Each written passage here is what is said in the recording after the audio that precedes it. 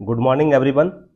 आज 17 मई है तो दैनिक जागरण के राष्ट्रीय संस्करण न्यूज़पेपर में पीटी, मेंस और इंटरव्यू और इन कौन कौन से न्यूज़ को कवर किया गया है जो यूपीएससी और स्टेट पीसीएस एस्पिरेंट के लिए महत्वपूर्ण है। साथ ही साथ जितने भी गवर्नमेंट कम्पिटिटिव एग्जाम आप लोग फिल करते हैं उससे पीटी फैक्ट और मेंस फैक्ट क्या है उस पर भी हम लोग नज़र डालेंगे।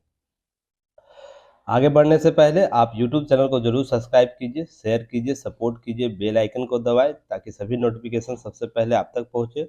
और कमेंट सेक्शन में महत्वपूर्ण सुझाव के साथ साथ आप पीटी फैक्ट प्रश्न जो पूछे जाते हैं उसका भी उत्तर देने का प्रयास कीजिएगा। चलिए न्यूज़ पर हम लोग नज़र डालते हैं। तो सबसे पहले देखिए, न्यूज़ प्रधानमंत्री के स्तर पर आया है जहां पर भर्तियों में खत्म हुआ भाई भतीजावाद, यह संदर्भित बात की गई है। तो क्या हकीकत है, इसके संदर्भ में हम लोग चर्चा करेंगे और यह किस रूप से आपके लिए उपयोगी हो सकता है। तो ध्यान रखिएगा, यह आपको इंटरव्यू में उपयोगी होगा क्योंकि मुझसे भी इससे रिलेटेड इंटरव्यू में प्रश्न पूछा गया है। तो इसलिए मैं आपको यहाँ पर बता सकता हूँ कि यह आपके लिए इंटरव्यू स्तर पर यह प्रश्न आपके लिए इम्पोर्टेंट हो जाएगा। जहाँ पर मुझसे यह प्रश्न पूछा गया था कि आप सबसे कम भ्रष्टाचार कहाँ पर देखते हैं, किस स्तर पर देखते हैं भ्रष्टाचार, सबसे कम भ्रष्टाचार किस स्तर पर देखते हैं। तो मैंने वहां पर बताया था कि विभिन्न विभिन्न आयोगों के द्वारा जो आयोजित किया जाता है नियुक्ति प्रक्रिया, उसमें सबसे कम भ्रष्टाचार के स्तर देखने को मिलता है। हालांकि इसमें भी भ्रष्टाचार है पर इसमें सबसे कम स्तर का, क्योंकि यहाँ पर नोटिफाइड चीजें होती है। सबसे पहले क्या होता है, प्रकाशन आता है कि हमको नियुक्ति चाहिए, सीट अवेलेबल कराया जाता है, विज्ञापन आता है, उसके लिए फॉर्म भरे जाते हैं। फॉर्म भरने के बाद क्या किया जाता है आपके लिए, उसके बाद फॉर्म का करेक्शन होता है, फिर उसके बाद एग्ज़ाम लिया जाता है। एग्ज़ाम लेने के बाद रिजल्ट घोषित किया जाता है। रिजल्ट होने के बाद अगर उसमें इंटरव्यू प्रोसेस है तो मेंस और इंटरव्यू तीनों स्तर पर आपको क्या होता है कि परीक्षाएं होती है और उसके बाद आपको फाइनल सिलेक्शन लिस्ट होता है। तो ये नियुक्ति प्रक्रिया जितनी अपनाई जाती है जिस स्तर पर, तो एक खास स्तर के पैटर्न को अपनाया जाता है जिसमें ना कम से कम भ्रष्टाचार होने की संभावना होती है। तो मुझसे डायरेक्ट यहाँ प्रश्न भ्रष्टाचार से प्रश्न पूछे गए थे। तो जब भी इस प्रकार के टॉपिक आए तो आप केस स्टडी के तौर पर इसे यूज कर सकते हैं। प्रधानमंत्री के द्वारा भी इस संदर्भ में बातें की गई है। तो ये भाई भतीजावाद का भी कॉन्सेप्ट आपको नियुक्तियों में नहीं होगा। तो इंटरव्यू का स्तर पर यह प्रश्न जरूर आपसे पूछ सकता है, तो इसके संदर्भ में ध्यान रखिएगा। हालांकि मामला क्या है, जो रोजगार मेला लग रहा है, नौ चयनित सरकारी कर्मियों की नियुक्ति पत्र जारी की गई है, उसके संदर्भ में बातें की गई है। हालांकि देखिए, राज्य के स्तर पर बहुत सी चीजें सवालिया निशान है। जैसे आपको पश्चिम बंगाल, वेस्ट बंगाल का हाल में हाईकोर्ट के द्वारा, कलकत्ता हाईकोर्ट जो संज्ञान लिया गया, जो बातें की गई, बोला गया कि आपको वहां पर शिक्षक भर्ती में जो अनियमितता बरती गई है और मामलों में देखने को मिलता है। हाल ही में मैंने छत्तीसगढ़ की बातें की थी। छत्तीसगढ़ में जो धांधलिया 36 पीसीएस में देखने को मिला, जहां पर राजनेताओं के सभी लोग उसमें अधिकारी बने हुए हैं, टॉप जो 50 है। तो ये भी आंकड़े आपको सामने रखने होंगे कि अगर आपको काउंटर क्वेश्चन किया जाए इसके संदर्भ में तो आप एग्जाम्पल पेश कर सके। मामला दो पक्ष में, देखिए ये सब जब भी प्रश्न आएगा आएगा ना आपके सामने, वो मेंस में हो या इंटरव्यू में, तो आपसे दो डायलेमा इससे पूछे जा सकते हैं। एक तो पॉजिटिव इम्पैक्ट से पूछा जा सकता है, एक निगेटिव इम्पैक्ट से पूछा जाता है। तो आप एक अभ्यर्थी है तो आपके पास न्यूट्रल इम्पैक्ट होना चाहिए। रीजन इसके पीछे यह है कि आपसे यह अपेक्षा करती है कि आप जब आयोग आपसे अपेक्षा करती है कि आप है ना हर मामले में एक सकारात्मक व्यू को सामने लेकर आए, क्योंकि आप आने वाले समय में सरकार के अंग होने वाले हैं। तमाम नकारात्मक प्रभावों के बावजूद भी हमको जनता के सामने क्या इम्पैक्ट देना है, क्या डिलीवर करना है, पॉजिटिव जेस्चर है ना, रिप्रेजेंट करना है। अर्थात पॉजिटिव सकारात्मक बातों को, सकारात्मक योजनाओं को जनता के समक्ष लाना है। तो इसलिए आपसे ये अपेक्षा की जाती है कि आप कम से कम क्या हो, न्यूट्रल कॉन्सेप्ट डेवलप किए हो। तो आपको यही धारणाएं अवधारणाएं विकसित करनी है, जो बातें मैंने आपको इस संदर्भ में बताया। बहुत सी चीजें देखिए आपके व्यू से भी, एंगल से भी हो सकता है। देखिए प्रत्येक व्यक्ति के अपने वैचारिक और बौद्धिक क्षमता है, ठीक ना, उसमें और भी आप ऐड कर सकते हैं। ये जरूरी नहीं कि जो मैंने बताया वही स्ट्रीम है, अर्थात वही अंतिम है, ठीक ना। आप इसमें अपने विचार को भी शामिल कर सकते हैं। तो क्या करना है, आप युक्ति आई इसका चैनल ऐप डाउनलोड करिएगा, वहां पर आपको कम्युनिकेशन ग्रुप एक प्रोवाइड कराया जाएगा, जिसमें आप इससे रिलेटेड पीडीएफ शेयर कर सकते हैं, ताकि है ना आप है ना चीजों को एक्टिव मोड में काम कर सके। चलिए नेक्स्ट हम बात करेंगे आगे। देखिए गरीबों में आरक्षण फिर सुप्रीम कोर्ट का मोहर लग चुका है।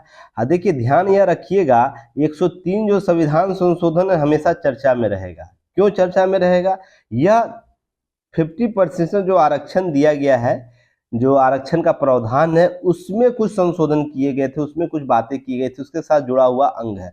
तो हमेशा आरक्षण आपके एग्जाम पैटर्न के लिए इंपॉर्टेंट है, आरक्षण जैसे मुद्दे, क्योंकि यहाँ पर सभी लोग जुड़े हुए हैं ना, इसलिए आपको ध्यान रखना, इन सब चीजों को आपको एक्टिव मोड में रहना है।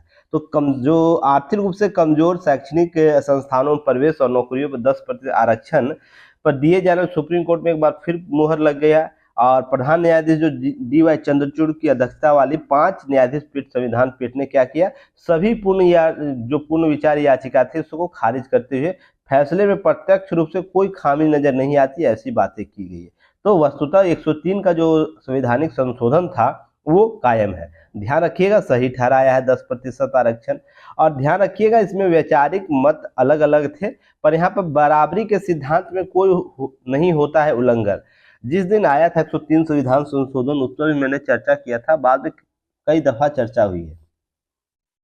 मैंने कुछ बातों को स्पष्ट किया था उस दिन कि हम उन संवैधानिक मान्यताओं से नहीं बंधे हुए हैं जो है ना हमें दृष्टिगत होता है, ठीक ना।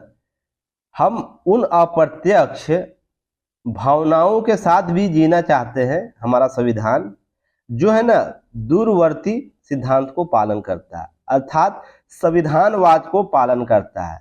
जरूरी नहीं कि जो चीजें लिखी गई है संविधान में वही हूबहू 100% आपके समक्ष न प्रस्तुत किया जाए, ये समक्ष जो है प्रस्तुत किया जाए, या तो वही स्पष्ट रूप से दिखे। यह मैंने उस दिन बातें बताया था। तो बहुत से चीजें है ना, आपको बहुत से सिद्धांत आपको है ना अप्रत्यक्ष रूप से नजर संविधान में आएंगे, जिसका पालन होना है ना बहुत जरूरी है। क्योंकि देखिए मैं आपको पहले भी बताया था क्लास में, यूपीएससी सीएससी के बैच के क्लास में, कि धारणाएं विकसित किस रूप से होती है, धारणाओं का पालन कैसे हो रहा है, और धारणाओं का है ना धारणाओं का अनुसरण कैसे हो रहा है, ये 3 फैक्टर बहुत इंपॉर्टेंट है। और उसी आधार पर चीजों को देखना और समझना चाहिए। तो क्या बराबरी का सिद्धांत इससे उल्लंघन होता है? तो जस्टिस बेला एम त्रिवेदी और जस्टिस महेश्वरी के फैसले ने सहमति जताते हुए कहा कि विधायिका लोगों की जरूरतों को समझती है। तो मैंने क्या बोला कि अप्रत्यक्ष संदर्भ समझना बहुत जरूरी है। तो विधायिका क्या करती है, जरूरत समझ रही है, ये जनता की आवश्यकता है, 10% आरक्षण आर्थिक रूप से जो पिछड़े उनको देना चाहिए, यह लोगों के आर्थिक बहिष्कार से अवगत है। इस संदर्भ में क्या संविधान संशोधन के जरिए सरकारों के एससी एसटी और ओबीसी से अलग अन्य विशेष प्रावधान कर सकारात्मक कार्रवाई के अधिकार दिया गया है। ध्यान रखिएगा इसमें बराबरी के सिद्धांत का उल्लंघन नहीं किया जा सकता है। तो ध्यान यहाँ रखने देखा जाना चाहिए आपको, जो बातें मैंने बताया कि अप्रत्यक्ष रूप से जो चीजें स्पष्ट है संविधान में, उसको भी एक संदर्भ में समझने की जरूरत है। हाँ, जो चीजें आपको नजर आती वस्तुतः वही 100% हकीकत हो, यह जरूरी नहीं है।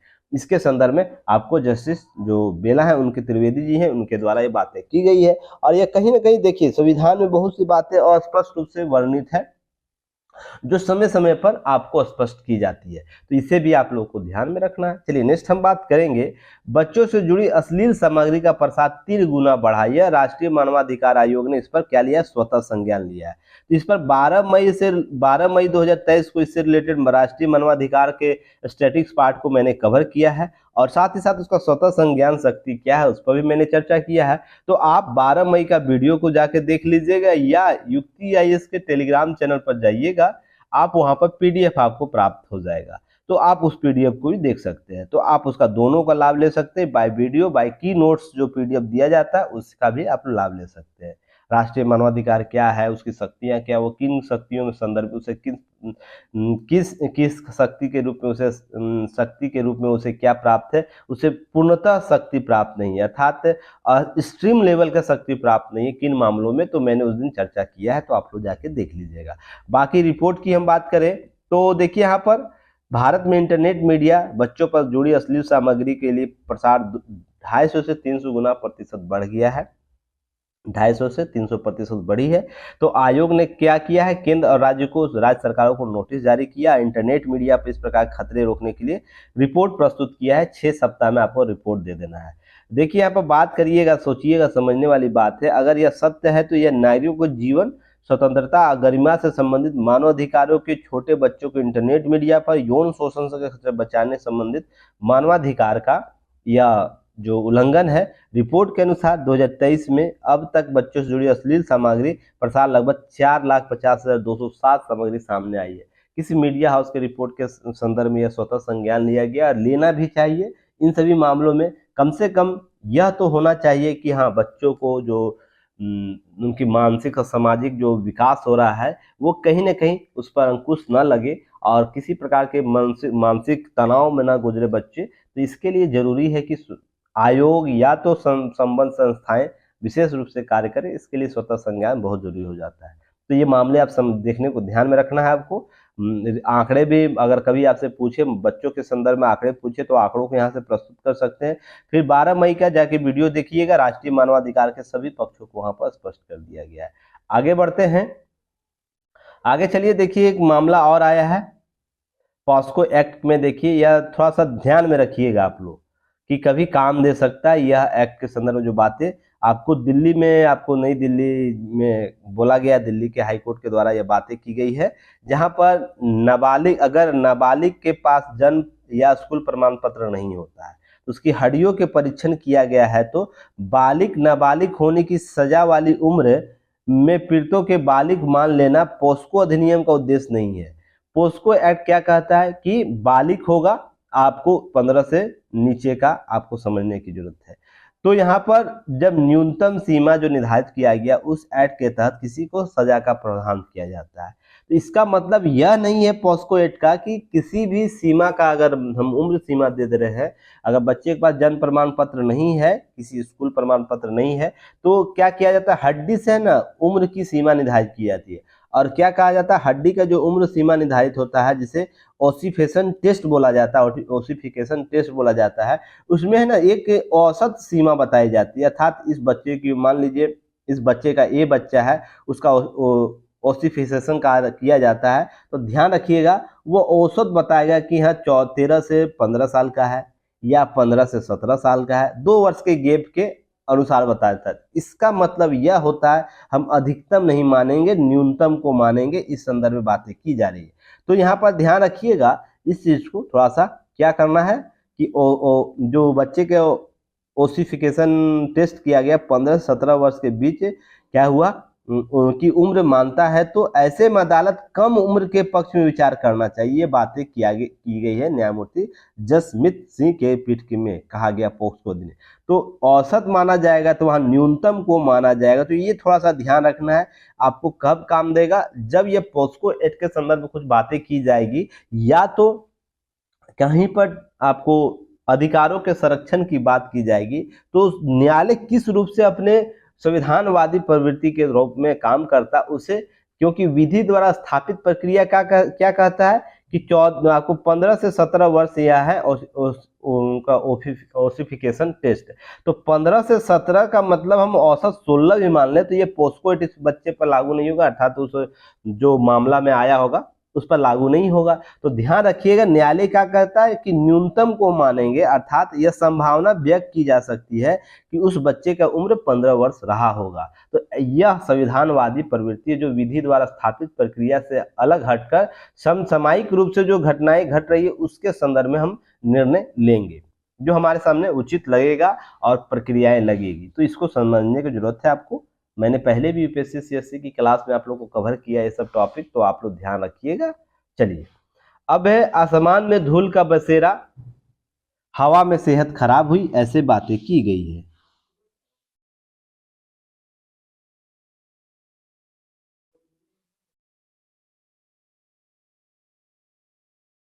चलिए अब नेक्स्ट हम बात करेंगे, यह टॉपिक बहुत ही इंपॉर्टेंट है। जब भी आपको एग्जाम में आता है, प्रश्न आपसे पूछा जाता है, यूपीएससी के जीएस पेपर 2 और 3 में यह प्रश्न आएगा जहां पर आपसे पूछा जाएगा संरक्षण के मामले पूछे जाएंगे, या तो आपसे क्या पूछा जाएगा, आपको पर्यावरण प्रदूषण के बारे में बहुत सी चर्चाएं वहाँ की जाती है।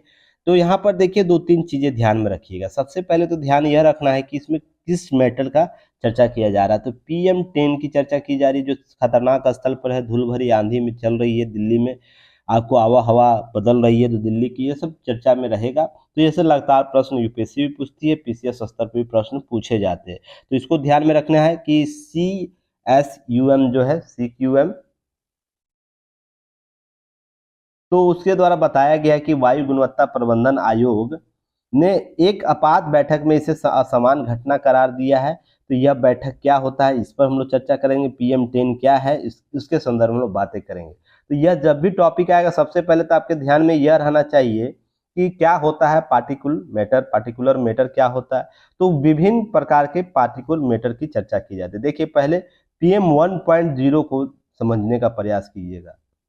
इसका आकार 1 माइक्रोमीटर से कम होता है। छोटे पार्टिकल बहुत खतरनाक होते हैं। इसमें कण जो होता है सांस द्वारा शरीर के अंदर पहुंचकर रक्त वाहिनियों में मिल जाते हैं। समझिए रक्त जो कणिकाएं होती है उसमें मिल जाती है, और ये पार्टिकुलर सैंपलर में मापा जाता है। इसे जो पार्टिकुलेट सैंपलर होता है उसमें PM2.5, इसे याद रखिएगा।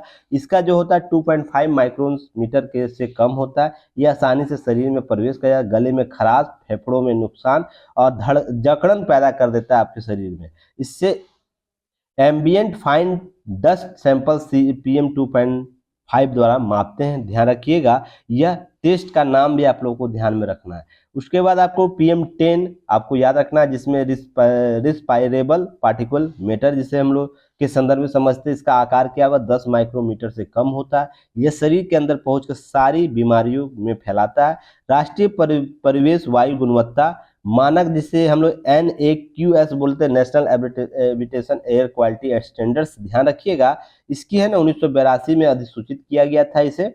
और यह क्या करता है, यह 12 प्रदूषकों के आधार पर तैयार करता है प्रदूषण के स्तर को। तो इसमें 12 प्रदूषक कौन कौन शामिल किए जाते हैं, यह प्रश्न आपसे बार बार पूछा जाता है। तो ध्यान रखिएगा, इसमें सल्फर डाइऑक्साइड आएगा, नाइट्रोजन डाइऑक्साइड आएगा, पार्टिकल मैटर 10 आता है, पार्टिकल मैटर 2.5 आता है, ओजोन आएगा, लेड आएगा, कार्बन मोनोऑक्साइड आएगा, आर्सेनिक, निकेल, बेंजीन और अमोनिया और बेंजापाइरिन आता है। इस गुणवत्ता सूचकांक में जो मानक तय किया गया, जिसमें हम लोग NAAQS बोलते हैं, जिसमें 12 प्रदूषक आएगा। तो सारे प्रदूषक का नाम याद रखिएगा।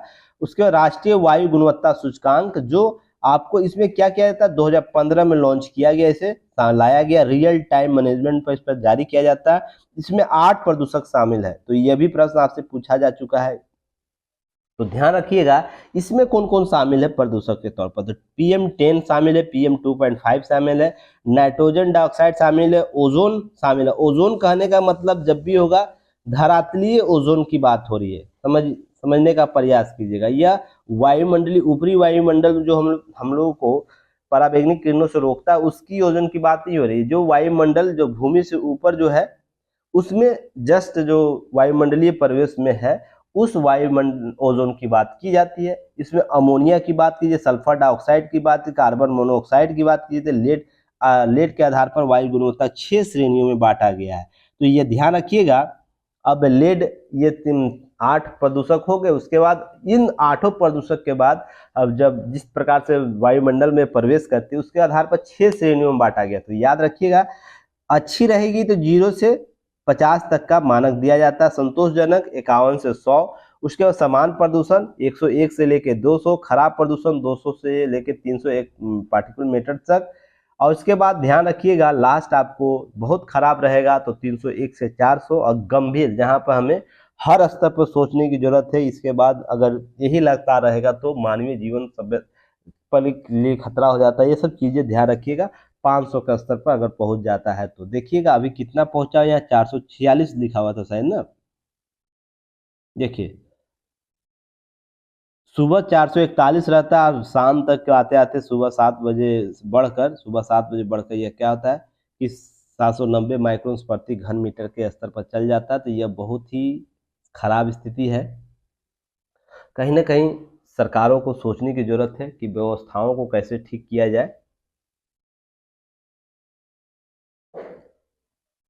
चलिए नेक्स्ट हम बात करेंगे, ये जापान भारतीय प्रधानमंत्री की विदेशी दौरे की चर्चा की जा रही है, तो यह पीटी फैक्ट आपसे यहाँ से प्रश्न पूछा जा सकता है, तो ध्यान रखना है इस पीटी फैक्ट को किस रूप से हम देख सकते हैं।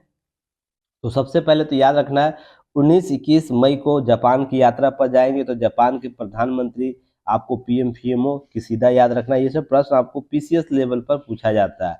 आमंत्रण पर हिरोशिमा जाएंगे। हिरोशिमा नागासाकी किस लिए है, तो अमेरिका द्वारा परमाणु बम हमले के लिए अधिक विख्यात है, तो इसके लिए ध्यान रखिएगा। ये दोनों हमेशा चर्चा में रहता है, इसके लिए आप लोग को जानकारी होनी चाहिए। उसके दो G27 के बैठक में भाग लेंगे, जहां दुनिया के 7 सबसे क्या है शीर्ष बैठक, जिसमें आर्थिक रूप से अमीर राष्ट्र है वहाँ उसके बैठक में लेंगे। पीएम मोदी के अलावा जापान के प्रधानमंत्री Britain, Italy, Canada, America, Germany और फ्रांस के राष्ट्र प्रमुख भी होंगे उस बैठक में। उसके वैश्विक स्तर पर ऊर्जा, खाद्यान्न, उर्वरक संकट, मौजूदा जो स्थिति है, वैश्विक आर्थिक हालात को लेकर चर्चा इस G7 में होगी। उसके बाद आपको हिरोशिमा के बाद प्रधानमंत्री 21-22 को कहाँ जाएंगे, मई को पापुआ न्यू गिनी जाएंगे, जब वहां पर forum of India Pacific island cooperation की तीसरी बैठक में भाग लेंगे। ये तीसरी बैठक होगी इंडिया पैसिफिक आइलैंड कोऑपरेशन में। आपको यह 14 द्वीपों का देश से हिस्सा लेता है। इसमें ध्यान रखिएगा इस फोरम में अमेरिका, चीन भी शामिल होना प्रयास कर रहे हैं इन सब चीजों को लेकर। ध्यान रखिए भारत कई देशों की तरह आर्थिक मदद देने की घोषणा कर सकता है इसमें, तो ये सब चीजें आपको ध्यान में रखनी पीटी फैक्ट के तौर पर।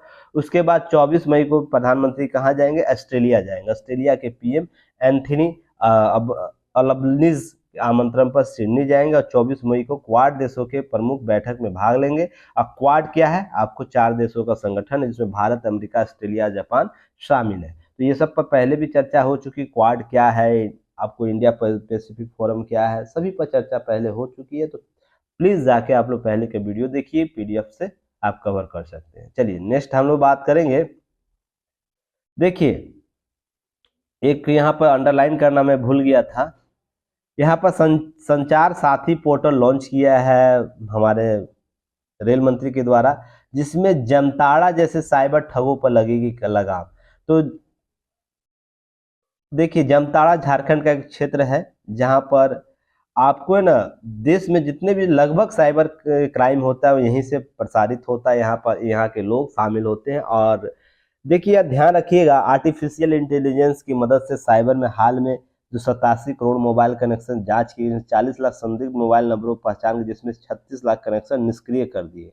ये सब मामले हैं। पोर्टल जारी किया गया, तो देखिए पोर्टल की सुविधा क्या होगी। तो यहाँ पर आप इन सभी जानकारियां मुहैया करा सकते हैं। उसके बाद केवाईसी नो योर कस्टमर प्रक्रिया पूरी करने के बाद क्या होगा कि जो भी साइबर क्राइम की घटनाएं घट रही उसको अंकुश लगाने का प्रयास किया जाएगा। तो इसके लिए संचार साथी पोर्टल लॉन्च है, तो इसका नाम आपको याद रखना है पीटी फैक्ट के तौर पर। चलिए आगे हम लोग बात करेंगे। आगे देखिए क्षेत्रीय दलों का आय में 76% स्रोत अज्ञात से है। तो एडीआर रिपोर्ट हमेशा चर्चा में रहता है, एसोसिएशन फॉर डेमोक्रेसी रिफॉर्म्स जो रिपोर्ट आती है उस चर्चा में रहता है।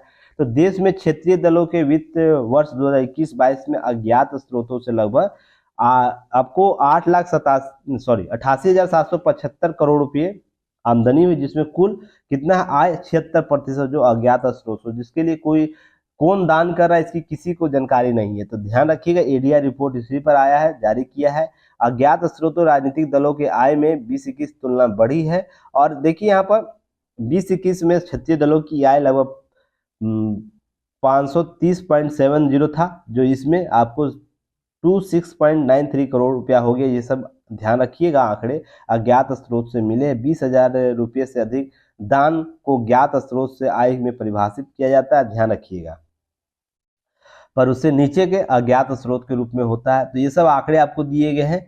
अब ध्यान रखिएगा इस आंकड़ों का योग आप कहाँ यूज कर सकते हैं। जब भी आपसे पूछे राजनीतिक भ्रष्टाचार के बारे में, किस रूप से यह कार्य कर रहा है, लोकतंत्र को कमजोर करने में राजनीतिक दलों की जो असक्रिय नीतियां हैं उसमें आप इसे काम ला सकते हैं। चुनाव आयोग किस प्रकार के सुधार करने का प्रयास कर रहा है, तो उसमें ये कमियां बता सकते हैं कि क्षेत्रीय दलों के या राष्ट्रीय स्तर पर भी आपको हाल ही में आंकड़े आए थे, तो राष्ट्रीय दलों पर जो अज्ञात स्रोत से जो चंदे आते हैं वो कहीं ना कहीं बेहतर लोकतंत्र को स्थापित करने में सहायक नहीं होता। ये सब आंकड़े आप जरूर यूज कीजिएगा और अपने आंसर राइटिंग को इम्प्रूव कीजिएगा।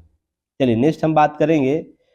देखिए द केरला स्टोरी मूवी आई है ना, अब मैंने क्या बोला था उस दिन कि लोग है ना सच को है ना सच को सच का सामना ही नहीं करना चाहते, वो किसी भी पक्ष का हो, किसी भी पक्ष के लोग हो। और ध्रुव राठी जैसे लोग क्या करेंगे, तुकबंदी करेंगे कि नहीं, उसका क्या करेंगे, तुकबंदी करेंगे कि यह सिस्टम जो विचारधारा लाई गई है वो किसी धर्म विशेष, किसी पंथ विशेष के विरुद्ध है। मैं हमेशा बोलता हूं इन चीजों को ध्यान में रखिएगा। आप एक सभ्य समाज का निर्माण करने के लिए प्रेरित है, तो सभ्य समाज के निर्माण में सभी वो जो अनियमितता है, जो सभी रूप से कहीं ना कहीं समाज के लिए घातक, उसको रोकने का प्रयास करना चाहिए। अब देखिए मान सकते हैं 1% भी, मान लीजिए केरला स्टोरी का जो 1% भी सच्चाई है, तो क्या किसी ने ग्राउंड लेवल पर जाके इसकी धरातलीय चेक किया कि नहीं हाँ सही है। एसी रूम में बैठ के लोग तुकबंदी सभी लोग लगा रहे हैं कि ये सही है या गलत है। पर केरला के उन क्षेत्रों में जाइए, उन परिवारों से मिलिए जहां पर इस समस्या से लोग जूझ रहे हैं, उनकी बेटियों को, बहुओं को ले जाके आईएसआई के चंगुल में फेंका जा रहा है, उससे पहले धर्मांतरण किया जा रहा है। अगर एक व्यक्ति भी, 1% व्यक्ति भी अगर इससे प्रभावित है, तो राज्य के सरकारों का यह दायित्व बन जाता है, केंद्र के सरकारों का दायित्व बन जाता है, साथ ही जनता का दायित्व बन जाता है, जनता के हर वर्ग का दायित्व बन जाता है कि नहीं यह कुरीति हमारे राष्ट्र के है ना सार्वभौमिक सत्यता को समाप्त कर देगा। यह बहुत जरूरी है कि हम इस सभी चीजों का पुरजोर से आप मुखाफित करें, अर्थात उसका विरोध करें। अब देखिए, अब ध्रुव राठी और जैसे जो वामपंथ विचारधारा वाले लोग हैं क्या करेंगे, इस पर वीडियो बनाएंगे, कुछ चेक्स फैक्टर डालेंगे कि हिटलर ने कुछ वीडियो, कुछ चीजें बातें की थी। अरे हिटलर का कॉन्सेप्ट कुछ और था, भारतीय संदर्भ में कॉन्सेप्ट कुछ और है। आप हिटलर के उन बातों को कर सकते हैं, पर हिटलर के उस बात को नहीं कीजिएगा जो उस आधार पर राष्ट्रवाद को उदय किया था। तो क्या हमारा कॉन्सेप्ट ऐसा है? नहीं है, बिल्कुल भी नहीं है। तो बिना मतलब का कोई तुकबंदी आधार बता देना किसी बुक आधार पर, तो ये कहीं ना कहीं हमारे सार्वभौमिक सत्यता का है ना पहचान नहीं देता है। हम वसुधैव कुटुंबकम, हम सार्वभौम सत्यता की बात करते हैं, उसमें इन सब चीजों को ध्यान रखिएगा। अब क्यों मैं ये बात बोल रहा हूँ, देखिए किसी बेटे के हिफ्ज उत तहरीर एक कोई सदस्य बना था, उसमें सलीम अर्थात सौरभ राजवेद के पिता अशोक राजवेद ने रस्योद्घाटन किया था। भोपाल पुलिस को बड़ी लापरवाही सामने आया, अर्थात अशोक राजवेद एक व्यक्ति है, उनका पुत्र सौरभ राजवेद है। किसी के बहकावे में आके या किसी प्रकार से ब्रेन वॉश करके उसको ना इस्लाम का कॉन्सेप्ट समझाया गया, ठीक है, समझाया गया। अब वो क्या करता है कि मुस्लिम बन चुका है, 8 ऐसे लोगों के बहकावे पे मुस्लिम बना, तो उसके पिता ने क्या किया कि बताया कि यह देश विरोधी काम कर रहा है और देश विरोधी कई संदिग्ध गतिविधियां में लगने लगा है, तो कुछ देश विरोधी कार्य भी में लगा हुआ है। तो लेकिन मैंने पुलिस को मंत्रांतरण होने वाले फोन नंबर सहित सूची दिया था, पर पुलिस ने क्या किया, इस पर कोई कार्रवाई नहीं किया। पिता क्या कर रहा है कि सबूत दे रहा है कि नहीं इस प्रकार के घटनाक्रम हो रहा है, संदिग्ध गतिविधियां हो रही है, देश विरोधी घटना कर रहा है, मेरा बेटा परिवर्तित हो चुका है, जाके आप उस पर कार्रवाई कीजिए। अब पिता का एक, मान लीजिए इसमें 1% भी सच्चाई है, तो क्या पुलिस प्रशासन इसके लिए कुछ कार्य किया? नहीं किया। तो ये मामला आपको कुछ वर्षों के बाद सामने आता है। अब ध्यान रखिएगा, इस कट्टरवादी जाकिर नाइक गैंग काम कर रहा है, यह बातें पिता के द्वारा सबूत के तौर पर बहुत सी चीजें दी गई थी। उसके बाद वहां पर गुमराह किया जा रहा है। भोपाल स्थित टीआईटी कॉलेज, ध्यान रखिएगा, बेटे के साथ पढ़ाने वाले एक शिक्षक डॉक्टर कलाम ने उसका ब्रेन वॉश किया। पिता आरोप लगा रहा है कि कोई शिक्षक है, तो सोचिए समाज में अगर शिक्षक ब्रेन वॉश करना शुरू कर दे तो किसी कॉन्सेप्ट को कितना धरातलीय स्तर पर उजागर किया जा सकता है। तो पिता ने आरोप लगाया, तो क्या भोपाल पुलिस ने इसके लिए कुछ आरोप प्रत्यारोप किया? नहीं किया। तो सिस्टम बहुत जरूरी होता है। सिस्टम जो हमारा काम कर, राज्य की एजेंसियां, केंद्र की एजेंसियां काम कर रही है, उसके लिए बहुत जरूरी है जो भी आरोप प्रत्यारोप लग रहे हैं उस पर है ना तुरंत तीव्रता से जांच करें। पर ऐसा कुछ नहीं हुआ, तो क्या होता है उसके आगे देखिए, घटनाक्रम देखिएगा। उससे प्रभावित होकर 3 वर्ष में सौरभ सलीम बन गया और ये सब चीजें सामने आई।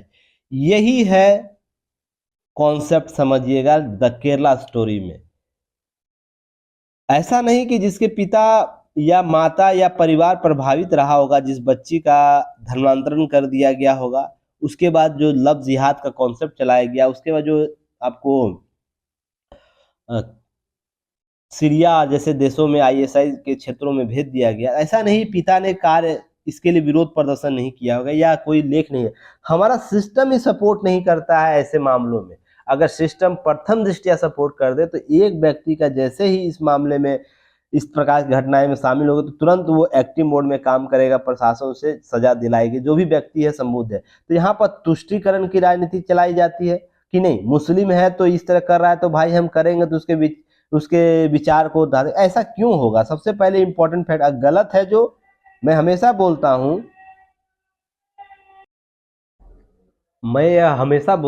कि अगर मुस्लिम समुदाय से भी ऐसी चीजें आती हैं तो मुस्लिम वर्गों को इसका प्रतिरोध करना चाहिए। अगर मैं हमेशा यह भी बात बोलता हूं कि सभी मुस्लिम इस प्रकार के कृत्य में नहीं शामिल है, उसमें से 10% लोग शामिल हैं कुल मुसलमानों की आबादी में। उस 10% के साथ इस्लाम का जो पाक कॉन्सेप्ट है वो कहीं ना कहीं घातक सिद्ध हो रहा है, वो समझने में लोगों को दिक्कत हो रहा है। यहाँ पर यह समझने की जरूरत है कि हम है ना कि बेहतर समाज कैसे निर्मित कर सकते हैं, इसके लिए सभी वर्गों की जरूरत है सहयोग की। अब देखिएगा, मैंने एक बात बताया था, वाद प्रतिवाद और संवाद का कॉन्सेप्ट बताया था। तो लव जिहाद जैसा कॉन्सेप्ट अगर मुसलमानों में है, कुछ लोगों के द्वारा किया जा रहा है, तो देखिए हाल ही में एक घटना घटी जिस पर सोशल मीडिया पर वो वीडियो वायरल हो रहा है, जहां पर एक पुरुष के साथ, अब वो पुरुष कौन है अब कोई नहीं जान रहा, उसके साथ एक इस्लाम की महिला बुर्का पहने हुए बैठ के जा रही है बाइक में। कुछ युवकों द्वारा रोका गया है और उस लड़की को घर भेज दिया गया है। ठीक है, चलिए यहाँ तक सही है। उस लड़के को कुछ और भी अन्य लोग वहां शामिल थे, वहां पर यह बोला जा रहा है तुम लोग लव जिहाद चला रहे हो।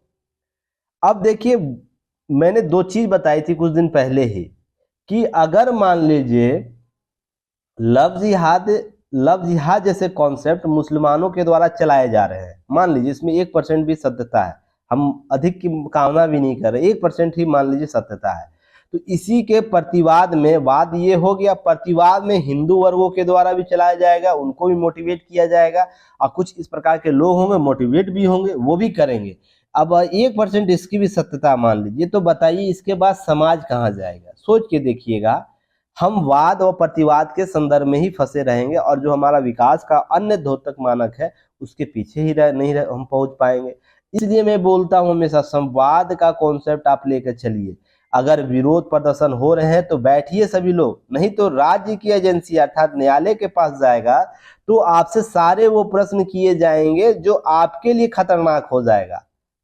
तो इसलिए जरूरी है संवाद के स्तर पर। अगर केरला जैसे मामले उभर कर सामने आ रहे, कश्मीर जैसे मामले सुधर कर सामने आ रहे, सामने हुए हैं, तो इसमें उन समुदायों को, मुस्लिम समुदाय को एक राउंड टेबल बना के बैठना चाहिए, हिंदू समुदाय के साथ, मुस्लिम समुदाय के साथ, सिख समुदाय के साथ, ईसाई समुदाय। आप हमारे बीच कौन सी समस्याएं उत्पन्न होगी उसको रेखांकित कीजिए, पॉइंट आउट कीजिए और उसको धरातलीय स्तर पर सुधार करने का प्रयास कीजिए। नहीं तो क्या होगा, हम आपस में ही लड़ते रहेंगे और विदेशी शक्तियां इसका लाभ लेती रहेगी। नहीं तो लॉर्ड मैकाले का जीवन, आपको मैकाले का है ना, लॉर्ड मैकाले का आपको ब्रिटिश संसद को लिखा गया जो लेटर है उसे पढ़िएगा, उसका वॉल्यूम 2.5 पढ़िएगा और पेज नंबर 25 का वो 2.5 है, उसे पढ़िएगा, समझ में आ जाएगा कि मैकाले ने आके क्या देखा था इंडिया में। उसने स्पष्ट शब्दों में ब्रिटिश संसद को यह बोला था कि देखिए हम भारतीय लोग हैं ना बहुत ही उदार हैं, बहुत ही मॉरल सपोर्ट के हैं और साथ ही साथ यह कोई गरीबी भूखमरी नहीं है, यहाँ पर अपने अपने आदर्शों के प्रति वफादारी है। लॉर्ड मैकाले बोल रहा है, लॉर्ड मैकाले जब आया था तो ध्यान रखिएगा, जब उसने ये बातें बोली तो बहुत सी चीजें स्पष्ट हो गई, पर यहाँ पर अगर ब्रिटिश वर्चस्वता को कायम करना है ना तो इसके लिए क्या करना होगा, हमें सांस्कृतिक है ना, सांस्कृतिक जो उनकी विरासत उसको कमजोर कीजिए, उनके सामाजिक मान्यताओं को कमजोर कीजिए, उसके धार्मिक मान्यताओं को कमजोर कीजिए। तो ये जब हम कर लेंगे ना, और इसे ऐसा विश्वास होना चाहिए ये जो विदेशी शक्ति है वो है ना सर्वोच्च है, तो इसके लिए क्या कीजिए, शिक्षा का है ना आपको अंग्रेजीकरण करना होगा। तो मैकाले की उस रिपोर्ट को पढ़िए तो समझ में आएगा कि हमारे जो सामाजिक ताना बाना को कैसे छीन भिन किया गया है, वो विदेशी आक्रांताओं के तौर पर कैसे कैसे छीन भिन हुआ। तो इसे कहीं समझने की जरूरत है, इन सब चीजों को और भी बेहतर तरीके से समझने की जरूरत है। यहाँ पर जात पात से ऊपर उठकर कार्य करने की जरूरत है कि हाँ मुस्लिम है तो क्यों है और हिंदू है तो क्यों है, ऐसे कॉन्सेप्ट नहीं लागू होने चाहिए। चलिए अब हम लोग बात करेंगे। देखिए मानसून में देरी आपको 4 जून के केरल में दे सकता है दस्तक, तो मानसून प्रवेश करेगा दक्षिण पश्चिम मानसून में। तो मानसून से संबंधित क्वेश्चन आपको हमेशा पूछा जाता है। तो अल्नीनो के बारे में, लालिनो के बारे में मैंने पहले भी क्लास में कवर कर चुका हूं, तो इसके सारे कॉन्सेप्ट आपको बताया जा चुका है कि दक्षिण पश्चिम मानसून के संदर्भ में केरल में जो आएगा उसके बाद यह कैसे रिटर्न होता है और भारत में वर्षा कैसे करता है, गंगा के मैदानी भागों से आके या अरावली के पर्वत से कैसे टकरा के भूमि भाग में यहाँ प्रवेश करता है, वर्षा कराता है। ये सब चीजें पहले भी मैंने आपको क्लास में कवर कराया, तो जाके एक बार जरूर देखिए और चीजों को समझने का प्रयास कीजिए। अब देखिए तमिलनाडु ने कहा द केरला स्टोरी पर नहीं लगाया प्रतिबंध। इसकी वैचारिक रूप से तो जो बातें मैं कहूँ ना तो फिर आप लोगों को लग जाएगा बुरा। जब तुष्टीकरण की राजनीति करिएगा ना तो इसी प्रकार के विचारधारा देखने को मिल जाता है। राज्य यह मानने को तैयार है कि जो लोग बनाए हैं फिल्म का कलाकार वो खराब प्रदर्शन और लोगों की अच्छी प्रतिक्रिया नहीं मिलने के कारण 7 मई से फिल्म का प्रदर्शन रोकने का फैसला किया है। अब ध्यान रखिएगा, यही मामला थोड़ा दिखा देते हैं फिल्म पद्मावत में, थोड़ा दिखा देते हैं और भी बहुत सी मूवी थी उसमें दिखा देते जो हिंदू विरोधी है। 1970 के बाद 70 के बाद जो हिंदू रीति रिवाज के जो कॉन्सेप्ट को जो लाया गया है फिल्मों में, जहाँ पर टीकाधारी जनेऊधारी या तो इस प्रकार से हिंदू रीति रिवाज से लोग प्रेरित होते हैं जिससे गर्व करने की जरूरत है, उसको रेखांकित करते हुए गुंडा मवाली बना देते, उस पर थोड़ा रेखांकित कर लेते, तमिलनाडु की सरकार कर लेती। या तो पीके जैसे मूवी पर जो बनाई गई, पीके जैसे मूवी जो कॉन्सेप्ट बनाया गया था, जो तार तार किया गया धार्मिक भावनाओं को, उस पर थोड़ा सा एक्शन ले लेती तो खराब प्रदर्शन समझ में आता। तो खासकर ऐसी फिल्मों पर क्यों बनाया जा रहा है जहां पर एक खास समुदाय, जहां पर कट्टरता नजर आ रही है।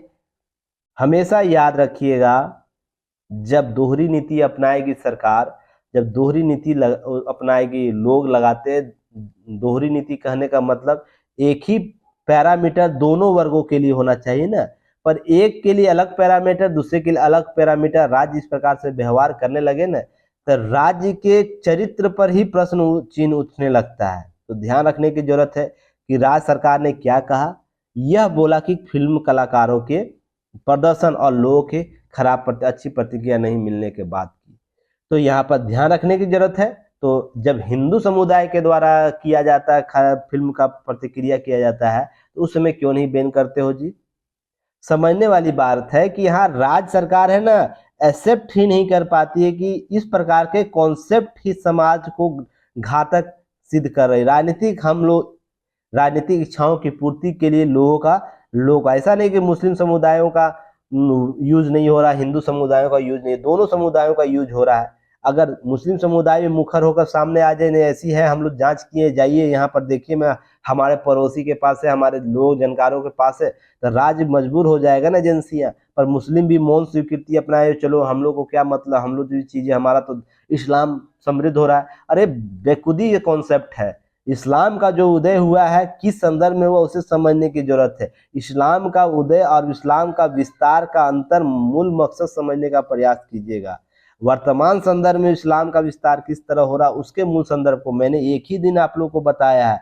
जितनी सवालिया निशान आप पर खड़े होंगे, आने वाले समय में आपके ही अस्तित्व का प्रश्न चिन्ह खड़ा हो जाएगा। मैं हमेशा ये बात बोल रहा हूँ, जिस पर जितने सवालिया निशान खड़े होते हैं, भविष्य उसके सवाल पर ही खड़ा कर देता है, उसके अस्तित्व पर ही सवाल खड़ा कर देता है।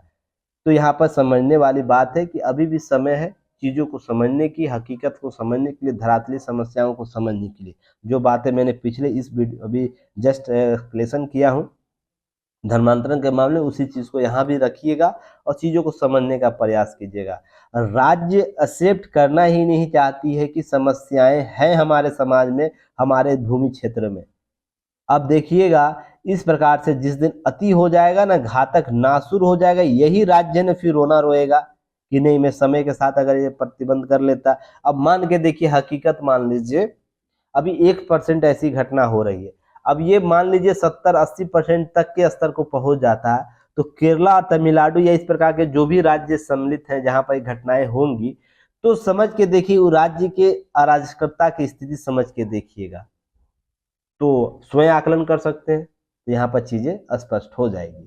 चलिए नेक्स्ट हम बात करेंगे, अब दुविधा में बढ़ाने वाला निर्णय है। मैंने आप लोग को उस दिन जब क्लास इसमें लिया था, न्यूज एनालिसिस किया था, जो निर्णय आया था उसी को सब बातें यहाँ पर की गई है कि महाराष्ट्र में उद्धव ठाकरे और गिरने और शिंदे सरकार गठित होने पर राज्यपाल की भूमिका, सर्वोच्च भूमिका का हालिया जो निर्णय आया उसको सभी को मानने की जरूरत है, और कानून जानकार नहीं है होने के बावजूद भी इसकी विवेचना और व्यक्त करने का अधिकार होना चाहिए। सर्वोच्च न्यायालय महाराष्ट्र के राज्यपाल रहे भगत सिंह कोश्यारी को इस मामले में भूमिका को आड़े हाथ लिया। तो मैंने वहाँ दो पक्ष बताया था कि राज्य को जो राज्यपाल है उसके पास समक्ष शक्ति क्या होती है और वो समय के साथ क्या कर सकता है, वस्तु स्थिति क्या उसकी अवगत करा सकता है। तो याद होगा कि उससे पहले चीजें को ध्यान में रखिएगा। बम्बई मामले को मैं चर्चा पहले भी किया, उस मामले में बताया था कि जो भी 356 के अंतर्गत बर्खास्त राज्यपाल जो होगी उसकी संस्तुति राष्ट्रपति शासन लगा दिया गया है। तो इस प्रकार के कभी भी जांच होगी तो विधानसभा के पटल पर ही होगी और कहीं नहीं हो सकती है। तो कोश्यारी ने जो राज्यपाल रह वहां पर थे उस समय उस कार्यक्रम में, तो ध्यान रखिएगा उनके द्वारा यही चीजें तो अपनाई गई। जो भी बर्खास्त हो रहा है या जो अपना बहुमत खो दिया है उसको ना विधानसभा पर बोले थे बहुमत साबित करने के लिए, पर वो साबित करने से पहले ही क्या करते हैं, अपना समर्थन, अपना त्यागपत्र दे देते हैं। तो उद्धव ठाकरे तब दूसरे पार्टी के द्वारा यह अपनाई जाती है कि बात, तो मैंने वहां बोला था कि अवसर एक देना चाहिए था राज्यपाल को। तो देखिए यहाँ पे बात यह समझने की जरूरत है, अवसर किस स्थिति में होना चाहिए।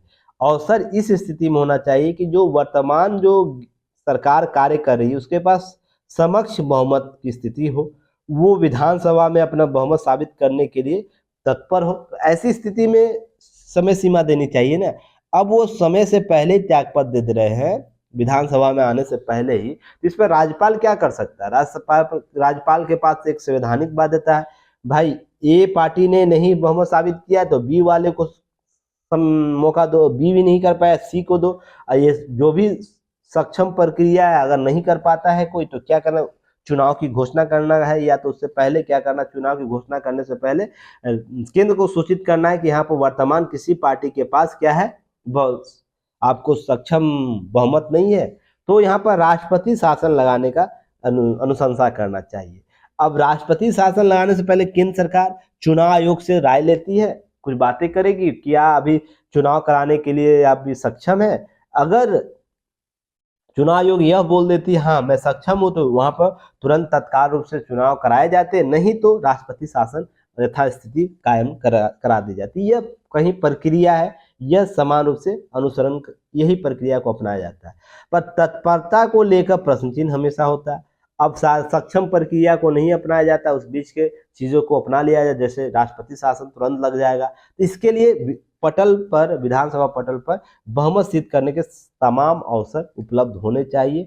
यही बातें यहाँ पर की गई है। तो ध्यान रखिएगा, जो बातें मैंने उस वीडियो में एनालिसिस किया था वही सेम टू सेम चीजें यहाँ पर लिखी गई है, कुछ अपने शब्दों में इनके द्वारा लिखा गया है राइटर के द्वारा, इसे आप लोग ध्यान में रखिएगा, इसको एक बार देख लीजिएगा। चलिए नेक्स्ट हम लोग बात करेंगे आगे, और एक लास्ट वीडियो एनालिसिस होगा, उसके बाद आज का वीडियो समाप्त। तो ऐप जरूर डाउनलोड कीजिएगा, युक्ति एज का ऐप गूगल प्ले स्टोर से, एप्पल स्टोर से आपको उपलब्ध है। टेलीग्राम चैनल से आप लोग जुड़िए, अपने मित्रों को शेयर कीजिए, ऐड कर सकते हैं टेलीग्राम चैनल पर दोस्तों को। चलिए नेक्स्ट हम लोग बात करेंगे, यहाँ पर देखिए चीन लैपटॉप, पर्सनल कंप्यूटर और मेडिकल डिवाइस का आयात घटा। तो मैंने आप लोग को याद होगा जो प्रोत्साहन योजना था, PLI था ना, इंसेंटिव जो दिया गया था, जब आया था मैंने उस दिन कुछ भविष्य की बातें बताई थी। अगले 5 से 10 वर्षों में भारत लगातार इसमें अच्छा कार्य कर सका, किसी प्रकार से रोक टोक नहीं लगाएगा, तो आने वाले समय में जो चीन की वर्चस्वता है ना धीरे धीरे समाप्त होगी। और देखिए वो हकीकत में बदलता हुआ आपको नजर आ रहा होगा। देखिए economic think tank global trade research initiative एक संस्था है, उसके द्वारा रिपोर्ट प्रकाशित की गई है। उसने बोला है कि वर्ष 2022-23 में चीन से laptop, personal computer, integrated circuit और सोलर सेल्स जैसे इलेक्ट्रॉनिक सामानों के आयात में गिरावट आई है।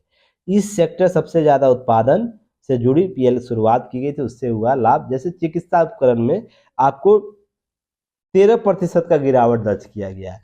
सोलर पैनल पुर्जे डेवाट के आयात में लगभग आपको 70% घटकर कितना 1.9 अरब पर डॉलर पर आ गया है। लैपटॉप, पर्सनल कंप्यूटर 23.1% गिरावट आई है।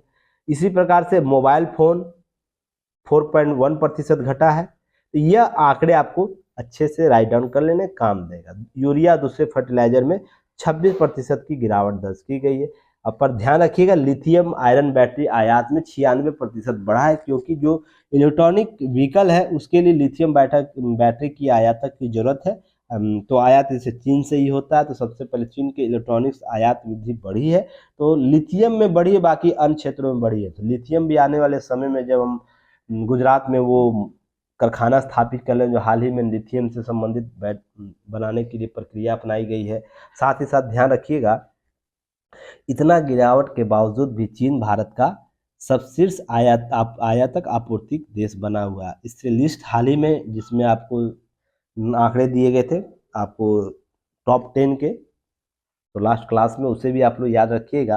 तो उसमें चीन पहले था, अमेरिका, चीन, यूएई के सब चर्चा थी। तो ध्यान रखिएगा, नीदरलैंड आपको शामिल हुआ है टॉप 10 लिस्ट में, तो इस सबको चर्चा की गई थी, तो उसे ध्यान में रखना है। चलिए फिर कल हम लोग मिलते हैं नए न्यूज एनालिसिस के साथ। धन्यवाद, जय हिंद।